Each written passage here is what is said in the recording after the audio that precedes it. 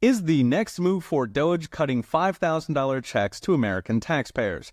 Last week, Elon Musk floated the idea of sending 20% of Doge savings to American taxpayers in the form of a check, calling it, quote, the spoils of battle. President Trump said he, quote, loves the idea, and his lead economist Kevin Hassett was out pitching it on cable. Speaker Mike Johnson, of course, dismissed it, saying, quote, everybody loves a check, but we have to pay down the credit card, adding hilariously, quote, fiscal responsibility is what we do in Congress.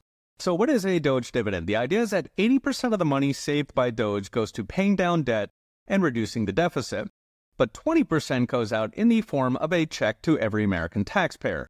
Depending how much Doge can cut, that could be up to $5,000 per taxpayer. Now, politically, it's a fantastic idea because it can build overwhelming voter support for Doge to the point rhinos and even moderate Democrats have to join. Given the GOP's razor-thin margin in Congress, this can rhino-proof Doge. More important, Doge was created by executive order, meaning it can be canceled by the next Democrat to creep their way into the Oval Office. It takes Congress to make Doge permanent. The counter-argument, of course, is what Johnson claims to want: pay down debt. After all, $400 billion is a chunk of change that would reduce annual interest expenses by something like $13 billion a year, which is helpful, but weigh that against a shot at making Doge permanent. The other question is, what would a Doge dividend do to inflation? After all, memories are still fresh of the COVID stimmy checks and the Bidenflation it helped ignite.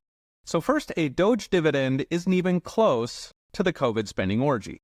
Between 2020 and 2023, $7 trillion in excess spending was dumped out of Washington, all dutifully financed by the Fed. The stimmies were barely a tenth of that. The other $6.2 trillion was under the radar, from bank bailouts to transgender operas in Peru to trillions for racist overpasses and unicorn farts. Moreover, historically, around 70% of stimulus checks are saved or used by Americans to pay down debt. Roughly 0% of government spending is saved. In other words, government spending is 3 times more inflationary than stimulus checks. Put together, a Doge dividend has roughly 60 times less impact on inflation than COVID, maybe a half point in total. But that's where it gets fun, because remember, every dollar of Doge dividend cut 5 times more in government spending. All right, it's 20% versus 100%. Government spending that's 3 times more inflationary than the stimulus checks. That means even with the Doge dividend, it is massively deflationary.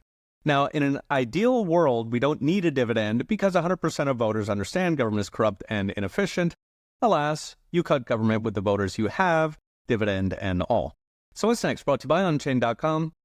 If a Doge dividend is the price to rhino-proof Doge, or to make it permanent, it could pay us back for generations of smaller government, lower inflation, and a defunded radical left. Read the rest with charts and all the gory details at ProfStanOnch.com. Okay, we'll be watching. See you next time.